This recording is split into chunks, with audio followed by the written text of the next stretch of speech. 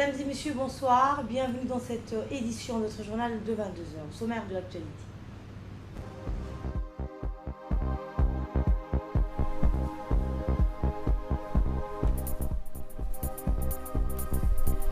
Les premières livraisons du vaccin contre la Covid-19 sont arrivées à Djibouti. Vous entendrez le ministre de la Santé dans le journal.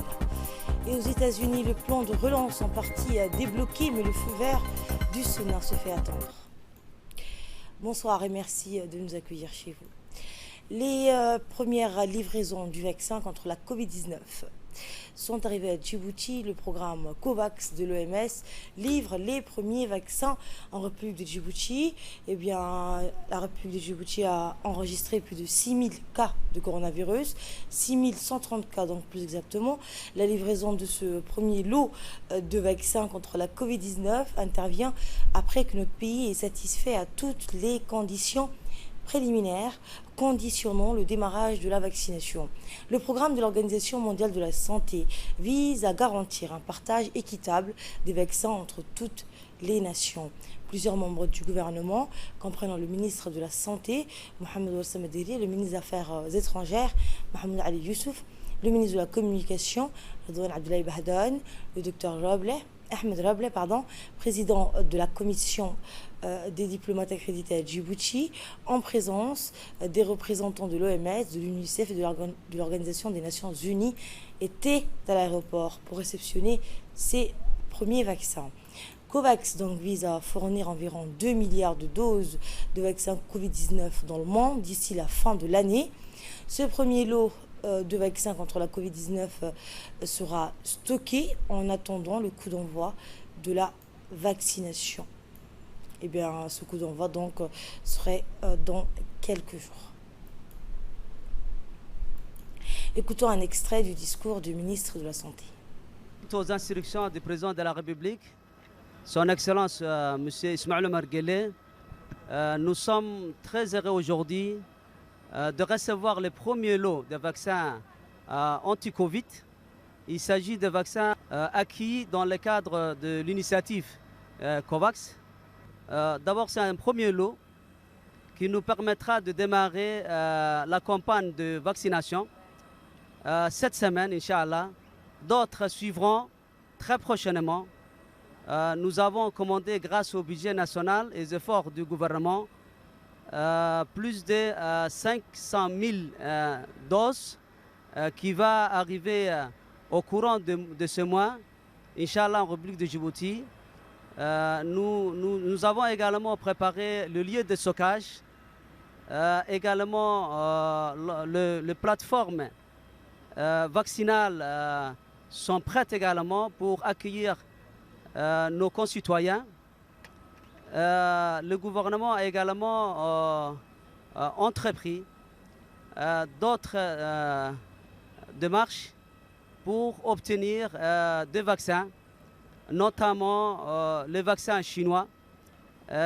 Et nous avons déjà commandé ces vaccins et nous attendons très prochainement. Sur instruction du président de la République, le gouvernement a mis les moyens nécessaires pour vacciner 700 000 personnes, à peu près plus de 70% de la population djiboutienne. Je voudrais vraiment remercier l'ensemble des partenaires, l'UNICEF, également l'OMS, la coordinatrice résidente, Madame Barbara, tous les efforts fournis pour que ces vaccins arrivent à Djibouti. Mais je voudrais surtout féliciter la Commission nationale. Dans l'actualité également, la délégation mixte du législateur et de l'exécutif conduite par le président de l'Assemblée nationale Mohamed Ali Hamed et le ministre du budget Abdul Karim Aden Cher est composée de plusieurs membres du gouvernement, a procédé hier à Randa en présence du préfet de la région de Tadjoura, le président du conseil régional, des parlementaires et des hauts cadres de l'administration à la continuité de la campagne de plantation d'arbres. Un événement qui a vu la participation du préfet de Tadjoura, le président du conseil régional, ainsi que du directeur de la campagne présidentielle 2021 de la région de Tadjoura, Mohamed Barkhat Selaj. Plusieurs parlementaires ont également préparé cette journée de plantation d'arbres à Landa.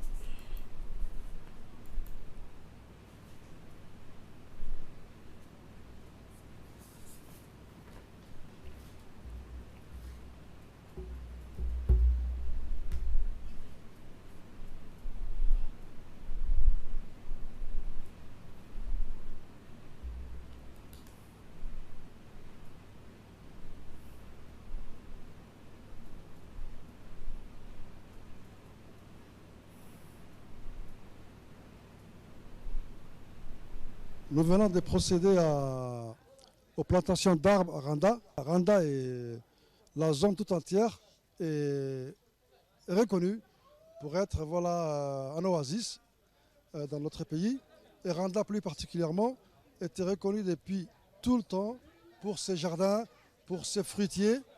Donc là, aujourd'hui, nous avons assisté à une action entreprise par la caravane développement sous la houlette du président de l'Assemblée, l'honorable Mohamed Ali Ahmed. Donc nous avons eu le plaisir de participer à cette action, une action noble à laquelle ont participé l'ensemble de la population de Randa, des jeunes, des moins jeunes, des femmes, les autorités régionales, dont des parlementaires, les préfets de la région d'Arta, Mohamed Chiro et d'autres personnalités encore, ont participé à nos côtés, aux côtés du président de l'Assemblée, à cette action à Randa. Voilà, j'encourage les jeunes de Randa, ainsi que la population tout entière, à préserver l'environnement, à œuvrer pour le développement de l'agriculture, parce que Randa est une terre agricole. Voilà. Autre nouvelle, un atelier portant sur la validation du schéma directeur de la formalisation du secteur informel s'est ouvert jeudi au Sheraton Hotel. Cet atelier d'un jour qui a été présidé par le ministre du Commerce, Hassan Ahmed Ibrahim, était la dernière étape d'un lent processus de concertation. Rappelons que dans le continent et dans certains autres pays du monde, l'économie informelle est un secteur conjugué le plus souvent au féminin, et à Djibouti, plusieurs stratégies sont avancées pour éradiquer ce phénomène. Et pour concrétiser cette approche, le ministère du Commerce, qui est en charge de cette question, dispose d'ores et déjà d'un plan d'action pour une meilleure gouvernance du secteur informel. Écoutez pour plus de précision la représentante résidente du système des Nations Unies à Djibouti. Fondamentale pour la croissance du pays et la formalisation un élément critique, particulièrement maintenant dans le cadre de la Covid-19 où on sait très bien que les plus vulnérables ont été touchés. Et donc, de quelque manière, les secteurs informels, en étant autant vulnérables, a été touché encore plus que les secteurs formels. Donc, je suis ravie aujourd'hui, à Mabrouk, Monsieur le ministre, d'avoir pu faire avancer cet agenda qui est très important pour le système des Nations Unies, qui est à votre côté, je peux le confirmer, et continuera à être à votre côté. Naturellement, c'est très important que tous ces éléments-là soient intégrés et découlent des priorités qui ont été identifiées dans la stratégie du nouvel plan national de développement Djibouti ici, et je sais que ça, c'est le cas, pour vraiment aller de l'avant, main dans la main, créer un climat des affaires encore plus propice et aller de l'avant pour un Djibouti meilleur pour tout le monde. Écoutons cette fois un extrait du discours du ministre du Commerce. Je ne doute pas que votre présence à cet atelier est un signe démonstratif de l'importance que vous attachez à la gestion concertée, participative et durable du secteur informel. Je souligne que ceci implique une participation active de tous les services et départements, y compris ceux de régions de l'intérieur concernés par la problématique.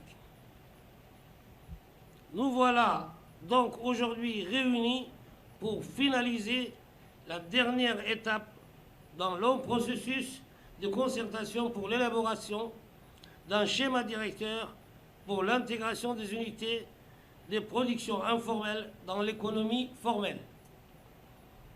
Une stratégie inscrite en droite ligne dans la feuille de route de son Excellence Al-Hajj Ismail Omar Guelleh, président de la République et chef du gouvernement. Aussi, je voudrais rappeler l'importance de ce secteur dans l'économie nationale, représentant aujourd'hui plus de 60% de notre économie et en croissance économique. Il s'agit pour la plupart d'unités individuelles, déstructurées et concentrées dans le commerce, l'import-export, les bâtiments de services divers et l'artisanat. À Djibouti, comme dans le reste de l'Afrique, les femmes sont largement prédominées dans les activités de l'économie informelle. Dans le reste de l'actualité, le colonel Waes Omar Boghre, commandant de la garde-côte, a accueilli jeudi une importante délégation de l'Eastern Africa Standby Force, conduite par son directeur, le général brigadier Getachew Siferao. La force en attente de la région Afrique orientale est une organisation régionale chargée de la promotion de la paix et de la sécurité au sein de la région Afrique orientale. Le colonel Waes Omar Boghre a d'emblée souhaité la bienvenue au général brigadier et à sa délégation. Les deux responsables ont soulevé plusieurs points dans le volet de la sécurité et la sûreté maritime de la zone de mer Rouge et de Bab el-Mandeb. Le commandant de la garde-côte et le directeur de l'EASF ont eu des échanges fructueux et constructifs, faisant état de la nécessité d'une bonne coopération et collaboration afin de garantir la paix et la stabilité dans la région. La rencontre de courtoisie s'est achevée par le traditionnel échange de cadeaux et la photo de groupe. Dans le reste de l'actualité, place maintenant aux festivités marquant la création du parti RPP. Le Rassemblement populaire pour le progrès a fêté en grande pompe le 42e anniversaire de sa création. L'annexe du quartier 3 a célébré, comme les autres annexes du pays, cet anniversaire dans la joie. La cérémonie qui s'est tenue dans l'annexe RPP du quartier 3 a vu la participation de la ministre du Logement, Mme Amina Abdi, du membre du comité exécutif, la députée Safia Almi, des sages, des femmes et plusieurs autres personnalités militantes et sympathisantes du parti.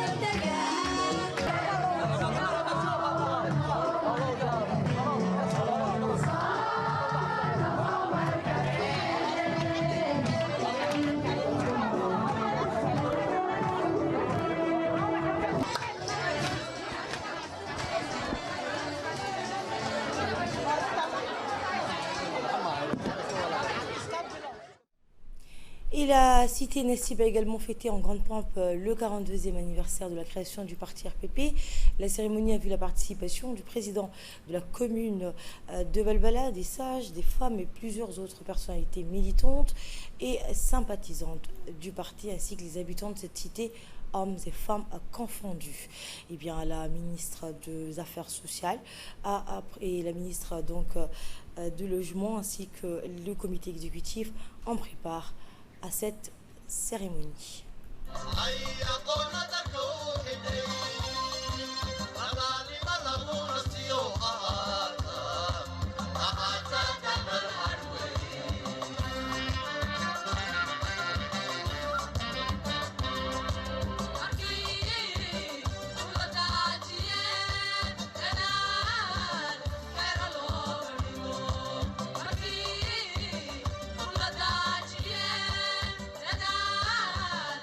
Era logo ligou,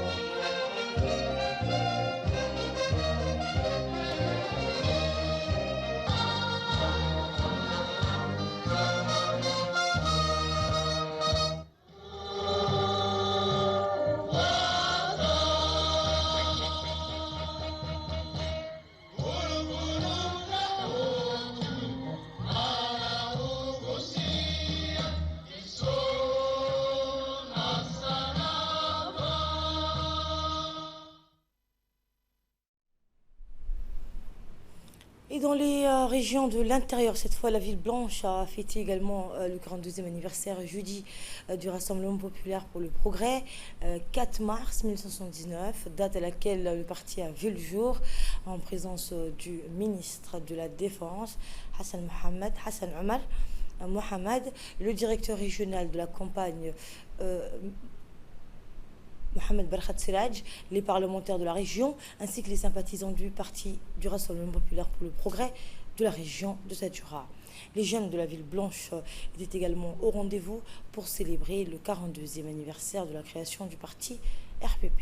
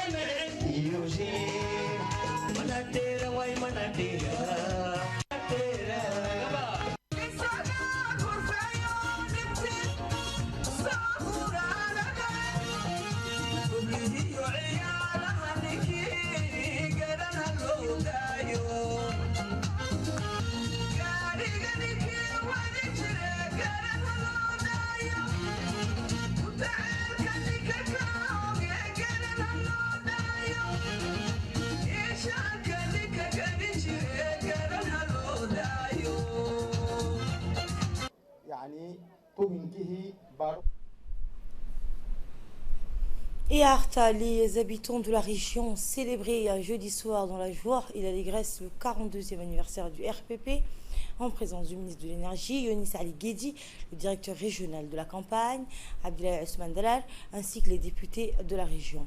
La région d'Arta a commémoré donc ces moments forts par une cérémonie musicale.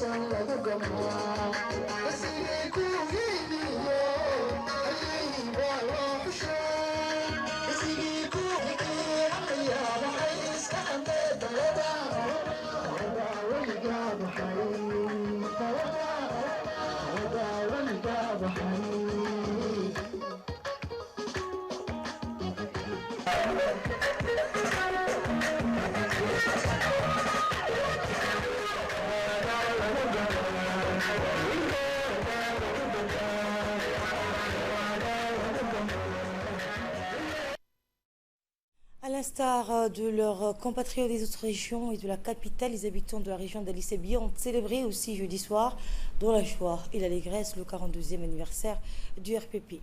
La soirée qui s'est tenue sur l'esplanade de l'annexe RPP d'Ali Sebiye a vu la présence de toutes les forces vives de la région.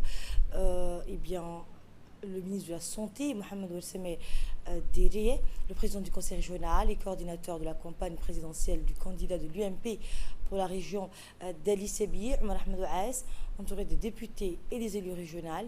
Les personnalités présentes et les habitants d'Ali Sebiye ont partagé un moment de ferveur et d'enthousiasme populaire. Animation musicale, chant et danse folklorique.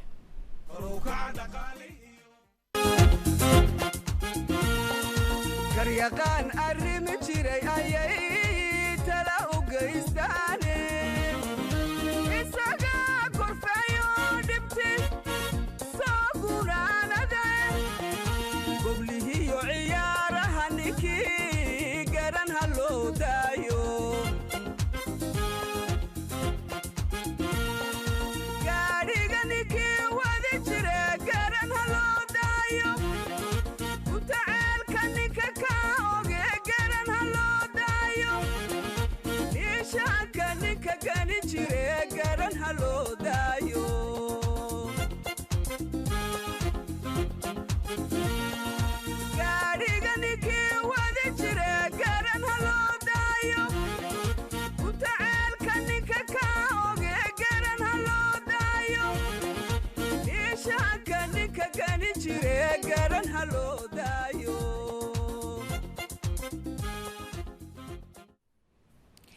Et Obok a également célébré avec faste dans une ambiance festive le 42e anniversaire de la création du RPP.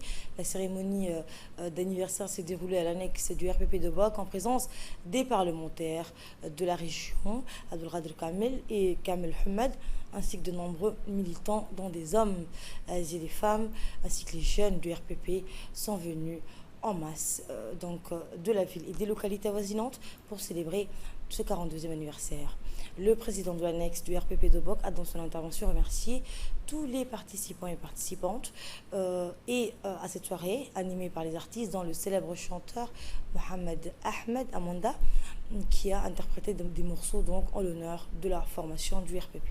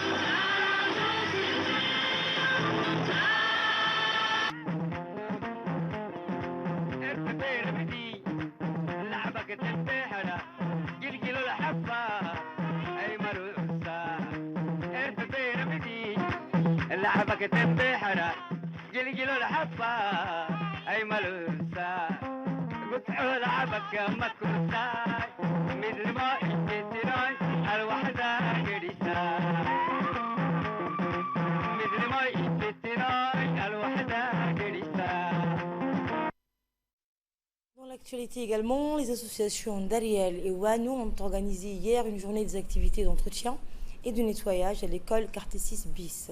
Eh bien, l'événement de cette journée de nettoyage dans cet établissement scolaire était couronné de succès grâce à la mobilisation sans faille et l'engagement de tous les acteurs confondus de la population de ce quartier. Jeunes et moins jeunes ont effectué avec abnégation et patriotisme donc des nettoyages effectifs de cet établissement et ont débarrassé les ordures accumulées.